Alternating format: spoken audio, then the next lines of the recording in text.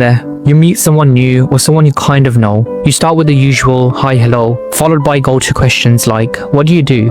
Which team do you work in? And after a bit of back and forth, awkward silence. I've been here many times, not just at work, but at a variety of different social settings, like meeting a far cousin at a wedding who I haven't seen in years, or speaking to a random stranger at a bar. But what if you could speak to anyone and never run out of things to say? The problem is we all have some level of social anxiety which plays a role in our awkwardness, but we're all at different levels. And I personally graduated to the more advanced levels without any cheat codes. So over time I developed my own 3 methods to speak to anyone and never be awkward again.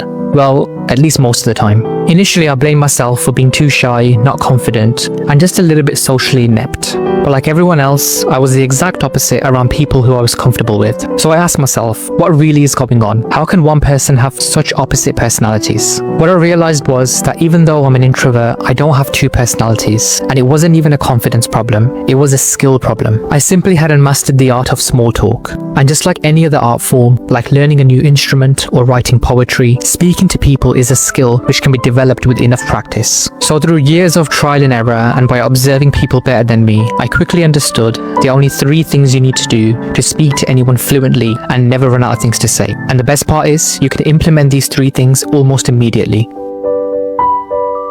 What would you do if someone said the following? I went to play golf over the weekend.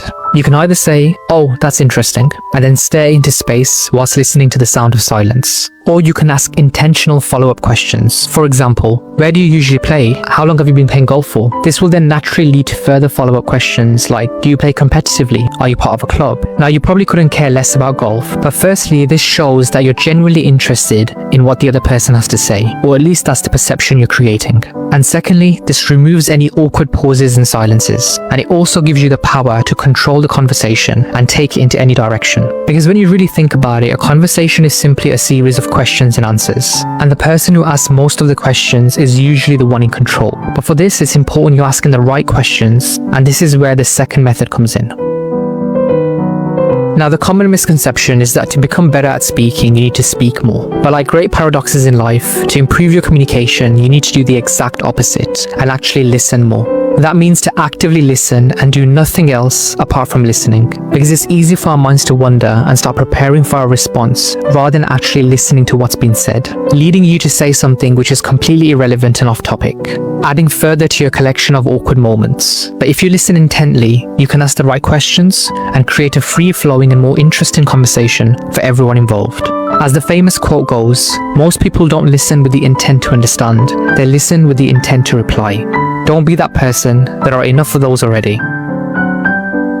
The cherry on the cake is when you find a common ground. We instantly click with people who have similar backgrounds or interests as us. Sometimes this is really obvious, like you both like golf. Other times it might be more difficult. But even then, with enough probing and by asking the right questions, there will be something you both have in common. And once you find that thing, move the conversation in that direction and it will start flowing itself. The truth is, there will be times where the conversation goes nowhere, and there will be moments in your life where there will be awkward silences. And if that does happen, just learn to be comfortable with the silence. At the end of the day, it's just silence and it will eventually pass. But by following these 3 methods, more often than not, you'll be able to speak to anyone and never run out of things to say.